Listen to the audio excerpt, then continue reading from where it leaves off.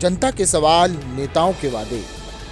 हम याद दिलाएंगे बनकर लोकतंत्र के प्रतिनिधि, और हमारे सामने होंगे आपके जनप्रतिनिधि। हेलो फ्रेंड्स, मैं मोहम्मद ज़करिया खान और आप देख रहे हैं tribunehindi.com। हम जनप्रतिनिधि नामक एक सीरीज शुरू करने जा रहे हैं और इस सीरीज का पहला वीडियो हम शूट कर रहे हैं हमारे बरघाट विधानसभा के विधायक अर्जुन काकोड़िया जी के साथ। इसमें हम जनप्रतिनिधियों से बात करेंगे, विधायकों से, सांसदों से, और उनसे पूछेंगे कि आपने आपकी जनता से जो वादे किए थे उन्हें कितना पूरा किया, या किसी घटना के बारे में, या आपकी राजनीतिक पारी शुरू कैसे हुई उसके बारे में, यानी पूरा लेखा जोखा आपके सामने, आपके क्षेत्र के जनप्रतिनिधि का। मेरे साथ हैं बरघाट के विधायक अर्जुन काकोड़िया जी। सर, हमारी इस सीरीज के पहले ही वीडियो में चूंकि आपसे हम शुरू कर रहे हैं, तो पहले तो आपका स्वागत है। धन्यवाद, बहुत बहुत धन्यवाद आपको।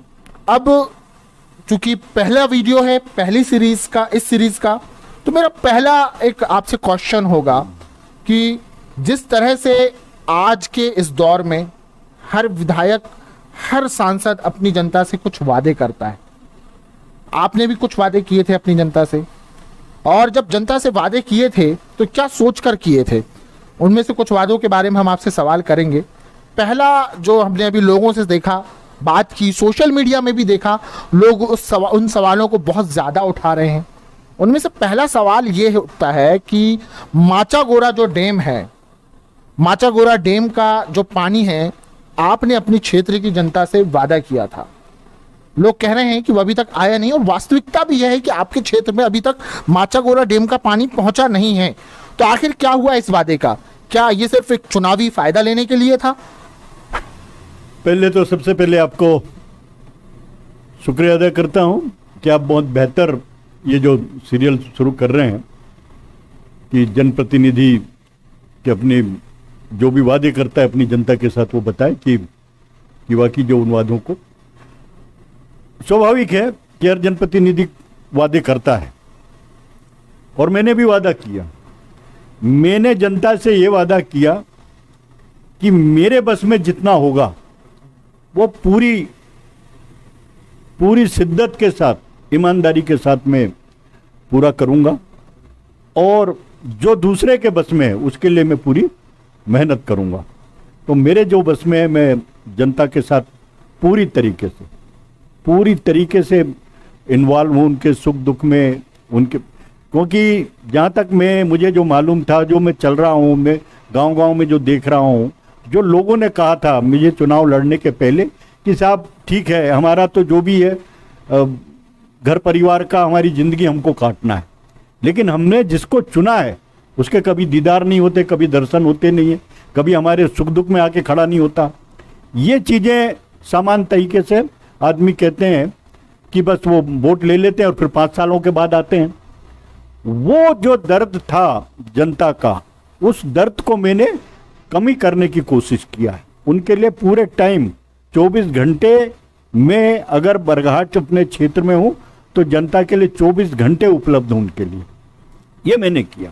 जहाँ तक आपने कहा कि वादे, बहुत सारे वादे किए, और खास तौर से जो माचागोरा का, पानी बहुत जरूरी है, क्योंकि हमारा पूरा क्षेत्र किसानों का है, पानी बड़ी बहुत जरूरी है। और मेरा यहाँ पे स्वास्थ्य, शिक्षा और सिंचाई, 3 चीजें मेरी प्राथमिकता में। 2012 में मैंने पूरी विधानसभा की एक यात्रा की थी, जल यात्रा। पूरे विधानसभा में घूमा था मैं कि पानी बचाओ, अगर पानी नहीं है तो हम लोग जिंदा नहीं रहेंगे। मैंने एक मेटाडोर किया और उसमें मैं पूरे विधानसभा में घूमा था। माचागोरा का जो सवाल है, ये जो वर्तमान की भारतीय जनता पार्टी की सरकार है, इसने जनता को बहुत गुमराह किया। जब बांध बन रहा था, बकायदा हमारे क्षेत्र में, पूरे अपना बरघाट विधानसभा क्षेत्र में सर्वे हुआ और कहा कि ये पूरा पानी यहाँ पे जाएगा, ऐसा करके इन लोगों ने जनता को गुमराह किया। और आपको ताज्जुब होगा, आपको भी कुछ कि 2015 और 2017 में जोगीवाड़ा 20 जो इन लोगों ने एक सर्वे और पूरा बकायदा नक्शा बना हुआ है, जोगीवाड़ा जो कुरई क्षेत्र में आता है 20, वहां 2015 और 2017 में जल उपभोक्ता समिति के चुनाव हुए हैं। अब आप ही बताओ, जल उपभोक्ता समिति के चुनाव कब होते हैं? जहां नहर होगा, जहां पानी होगी। उस क्षेत्र में पानी नहीं है, नहर नहीं है। 2015 और 2017 में इन लोगों ने चुनाव करवा लिए। किस बेस पे चुनाव करा? उसी बात को पकड़ के मैंने सरकार को कटघरे में खड़ा किया कि आपने चुनाव कैसे कराया। तो बोले हमारी वहां पे नहर देने की, पेंच परियोजना से नहर देने की। तो मैंने कहा बनी क्यों नहीं? जब बनी नहीं उसके पहले आपने चुनाव करा लिया। 2019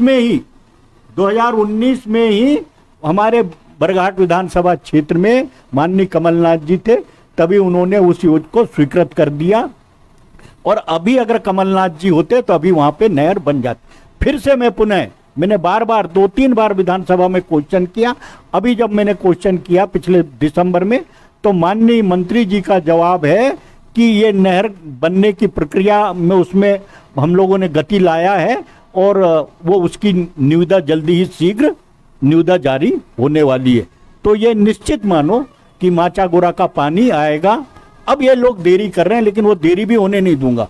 मेरे कार्यकाल में कैसे भी करके माचागोरा का पानी आएगा, उसमें कहीं से कोई संदेह नहीं है। अच्छा, एक चीज है, एक विधायक का कार्यकाल है, विधायक अपने कार्यकाल को पूरा कर रहा होता है। हमने देखा कि जब आप विधायक नहीं बने थे तब आप इसके पहले भी चुनाव की तैयारियों में लगे होते थे। इसके पहले चुनाव लड़े आपने। कब मतलब राजनीति में आने का फैसला? विधायक बनने का कभी मैंने सोचा नहीं था, क्योंकि मैं अपने इस क्षेत्र का हूँ, गांव देहात का हूँ, आदिवासी समाज से ताल्लुकात में रखता हूँ। 1985 में मेरे मित्र हैं संजीव भार्गव, उनकी माता श्री को यहाँ से टिकट मिला था, प्रभा भार्गव को 85 में। तो उन्होंने आग्रह किया था कि आपके क्षेत्र से टिकट मिला है तो आप हमारे लिए काम करें। तो जब मैं उस बीच पूरे क्षेत्र में घूमा, अपने क्षेत्र में, क्योंकि गरीब परिवार के हम लोग तो पढ़ लिख के भोपाल चले गए, अपनी सर्विस में थे जब, लेकिन उस समय जब क्षेत्र में घूमा तब मैंने क्षेत्र की हालातें देखी। सड़कें नहीं है, पानी की व्यवस्था नहीं है, स्कूल नहीं है। तब लगा कि ये हो क्या रहा है।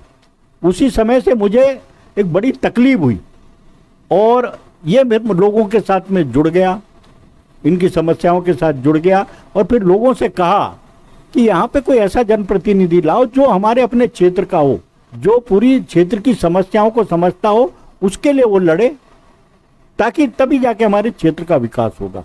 अच्छा, ये तो हो गया, आपने हमें बताया कि राजनीति में आपने कैसे आने का फैसला किया। हमने आपके कुछ रूप देखे इस 5 साल के आपके विधायकी कार्यकाल में। अभी 5 साल होने को हैं, 4 साल बोले हम। हमने देखा कि एक बार आप टोल टैक्स के लिए बैठ गए, अभी हमने देखा कुरई में आप बैठ गए आदिवासी युवाओं की हत्या के। ये जुझारूपन इस उम्र में जो आपने दिखाया है, क्या आपने राजनीति में आने के बाद ये सारी चीजें इस तरह से शुरू किया, आंदोलन करना, अपनी बात को रखने के लिए सड़क पर बैठ जाना, या फिर पहले से ही कुछ इस तरह का मिजाज था? नहीं, अचानक ऐसा कोई किसी का स्वभाव बदलता नहीं है, स्वाभाविक है। मैं गलत चीज़ के लिए मैं पहले भी अपने बचपन में भी हो या स्कूल लाइफ में भी हो, मैं वहाँ पे भी मैं लड़ता था। मैं जहाँ सर्विस करता था वहाँ पे भी मैं लड़ता था।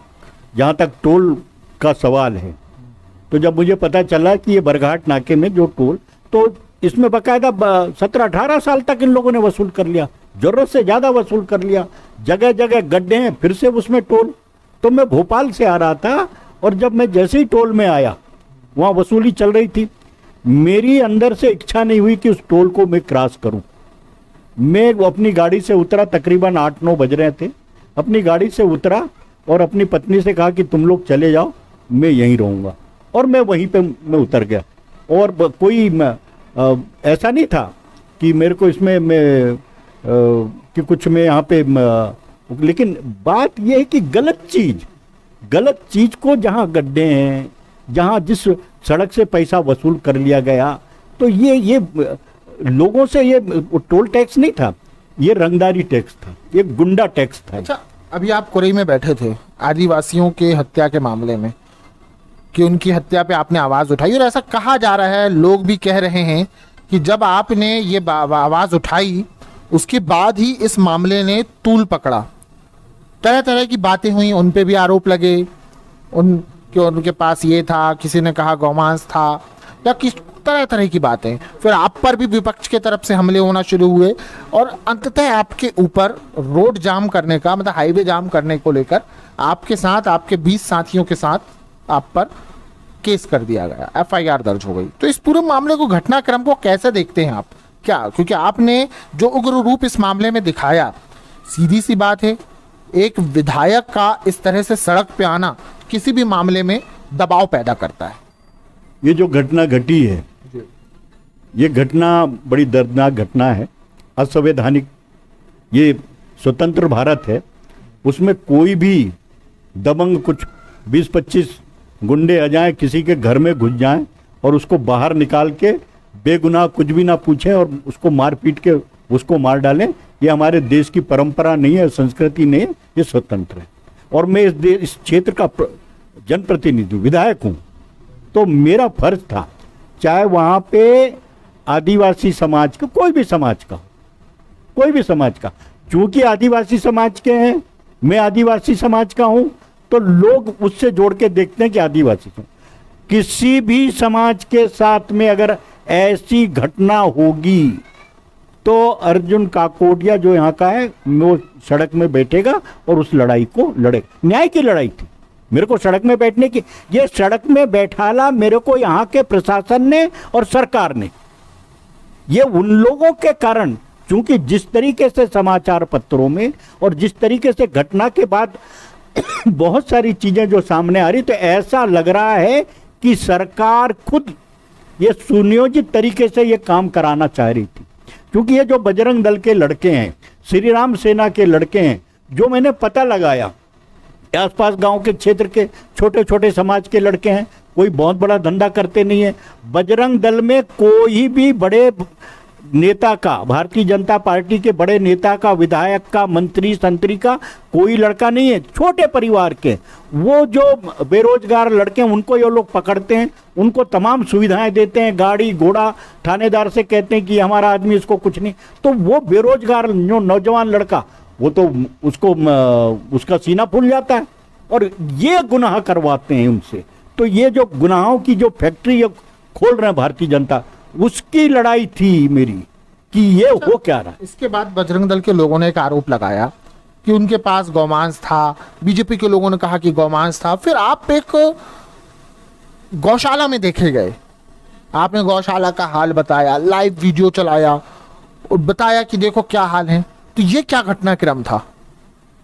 जब गौ हत्या की बात करते हैं ये लोग, एक तो उस समय जहां सिमरिया की जो घटना है, उसकी पत्नी बाहर आई, पत्नी ने पूछा क्यों मार रहे, तो उन्होंने कहा गौ, तो बताओ गौमांस कहाँ है।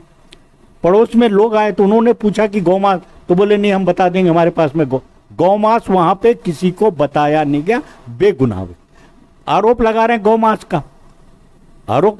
तब फिर मैं उस घटना के बाद मैंने देखा कि मैंने कहा चलो चलते हैं कुछ गौशाला, उनकी हालत क्या है। तो हमारे खूट है बरघाट के पास में, वहां गया। अब जाके देखा तो आप देखा वो वहां की जो आप लोगों ने लाइव देखा, और आप कभी अभी भी चले जाओ तो अभी भी स्थिति सुधरी नहीं। वहां पे जो गौओं की जो सेवा कर रही हैं, वो पूरी की पूरी 6 महिलाएं आदिवासी समाज की। ये आदिवासी समाज के ऊपर आरोप लगा रहे हैं कि गौ हत्या करते हैं, जबकि यहाँ की संस्कृति, यहाँ का भारत को जो बेहतर तरीके से बनाने करने में आदिवासी समाज का सबसे बड़ा योगदान है। ये शहीद स्मारक जो टुरिया का, वो गवाह है कि आदिवासी समाज इस देश को स्वतंत्र करने में अपना बलिदान दिया था, वो समाज है। और उस समाज को ये कह रहे हैं कि गौहत्या करेंगे। अच्छा, आप पर एक इल्जाम है, आप समाज को तोड़ने का काम कर रहे हैं, आदिवासी वर्सेस हिंदू करने का कार्य कर रहे हैं। ये बड़ी, जो भी अगर इसको बता रहा है, कर रहा है, तो उनकी अपनी एक सोच, उनकी अपनी समझदारी में कहीं कमी है। बात वो नहीं है, आप जाके देखें, जरा आप जाके देखें कि उनका शोषण कितना होता है।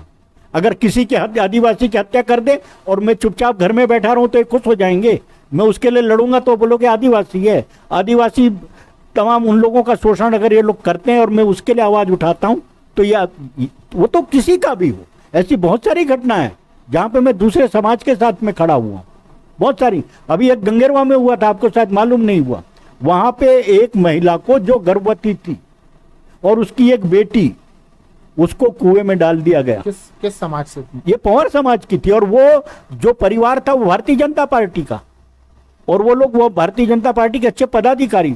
मैं 4-5 घंटे रहा वहां पे, कोई भारतीय जनता पार्टी का नेता नहीं आया था, और उस समाज के लिए मैं लड़ा हूं। वहां पे बॉडी निकली, मैं उस समय भी पुलिस को मैंने कटघरे में खड़ा किया। वहां पे बॉडी कुएं से निकली थी 1 बजे और एफआईआर दर्ज हो गई 10 बजे।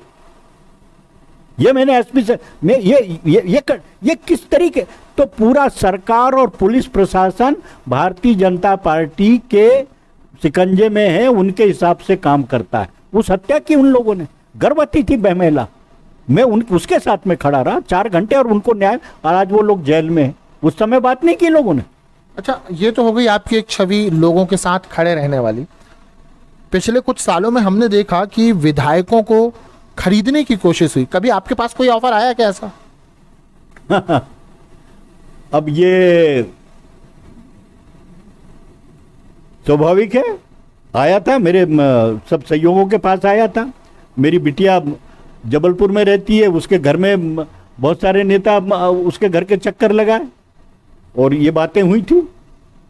तो लेकिन अब उनको ये नहीं मालूम ना कि ये जो खून हमारा, जो परवरिश जो हुई है, हम जिस घर के परिवार में बिल्कुल गरीब परिवार के हैं, जहाँ पे आप ये महुआ गुल्ली समझते हैं ना, आप ये महुआ खा के, गुगरी खा के, और फिर आज भी मैं पिछले तकरीबन 1-1.25 महीना हो गया, मैंने ये रोटी चावल दाल सब्जी मैंने छोड़ दिया, सिर्फ पेज पीता हूँ। और महुए का जो कुआ कभी नहीं खाते लोग, ये टेटमा से इधर जंगल गांव में बनाते हैं लोग, महुए का कोया कहते हैं जिसको बनाते हैं, वो पेज पीता हूँ और वो खाता हूँ। ये मैंने तमाम सब छोड़ दिया। तो मैं उस परिवार का हूँ और माँ बाप ने सिखाया है। आज जो कुछ भी, हमने तो कल्पना नहीं की थी कि हम इतने पढ़े लिखे होंगे और विधायक बन जाएंगे। ये माँ बाप के आशीर्वाद और हमारे समाज की जो संस्कृति, जो रीति नीति है, उसके कारण है। तो ये उनको नहीं मालूम था कि अर्जुन, तो ये बातें हुई थी तभी मैं आज, चूंकि 28 साल के बाद यहाँ पे अगर यहाँ विधायक जीता, तो मेरे तमाम पूरे जो कार्यकर्ता हैं उन लोगों की अपनी मेहनत से थी, तो उनकी मेहनत को, उनके मेरे ऊपर विश्वास को, और मेरे अपने परिवार के और मेरे अपने आदर्श, वो उन चीज़ों को अगर मैं बिक जाता तो मैं तो तमाम, मेरा पूरा बरघाट और मेरा पूरा परिवार, मेरा समाज बिक जाता वो। अच्छा, ये एक अंतिम सवाल होगा मेरा आपसे। 5 साल पूरे होने वाले हैं, आपका विधायकी का पहला कार्यकाल पूरा होने वाला है। इसके बाद 2023 में विधानसभा चुनाव है, क्या उम्मीद करते हैं आप, क्या लगता है आपको कि किस तरह का रहेगा आने वाला चुनाव आपके लिए? जो हालात अभी देश के हैं और जो हालात अभी प्रदेश के हैं, इनके चेहरे सामने हैं, जनता के सामने है। किसी भी चीज में कोई उपलब्धि नहीं है, सिर्फ इनकी बातें हैं। कोई भी एक भी योजना प्रधानमंत्री माननीय नरेंद्र मोदी जी की, जो जनता के लिए इनने वादे किए थे, आप शिवराज सिंह चौहान की जो जनता के लिए किए थे, एक भी योजना, चाहे किसानों का आय दुगनी करने की बात हो, आज किसानों की क्या हालत है। आज ये लोग प्रधानमंत्री आवास दे रहे हैं, 1,30,000 दे रहे हैं, उसमें 1,30,000, आज लोग परेशान हैं। अच्छा खासा मकान, ये जो कह रहे हैं मकान बना के देंगे, लेकिन जैसे ही योजना आती है, जैसे हितग्राही के खाते में पैसा जाता है, उसको कहा जाता है मकान तोड़ो। तो तोड़ने से शुरू होती है, विनाश से शुरू होती है इनकी जो योजना होती है, इनकी जो सोच जो है, कोई भी योजना इनकी विनाश से शुरू होती है। जहां विनाश से अगर कोई योजना शुरू हुई तो ये देश को कुछ नहीं कर सकते। तो ये देश देख रहा है, और आने वाले समय में निश्चित रूप से 2023 में मध्य प्रदेश में कांग्रेस की सरकार बहुत बहुमत के साथ बनेगी, और सेंट्रल में भी, केंद्र में भी 2024 में आप देखो बहुत बड़ा परिवर्तन होगा। ये थे हमारे साथ कांग्रेस के बरघाट विधानसभा से विधायक अर्जुन काकोड़िया जी, जो कि हमारे नए सेगमेंट जनप्रतिनिधि के पहले एपिसोड में हमारे साथ थे। हमने इनसे बातचीत की, इनके कार्यकाल के बारे में बातचीत की, और भी अन्य विधायकों से हम बात करेंगे, सांसदों से बात करेंगे, और अन्य जनप्रतिनिधियों से बात करेंगे, पूछेंगे उनके कार्यकाल के बारे में, उनकी राजनीतिक कैरियर के बारे में। फिर मिलेंगे, धन्यवाद, जय हिंद, जय भारत। यूट्यूब पर जाएं और टाइप करें TRIBUNEHINDI.com और फिर tribunehindi.com चैनल को सब्सक्राइब करें, साथ ही बेल आइकॉन भी जरूर दबाएं।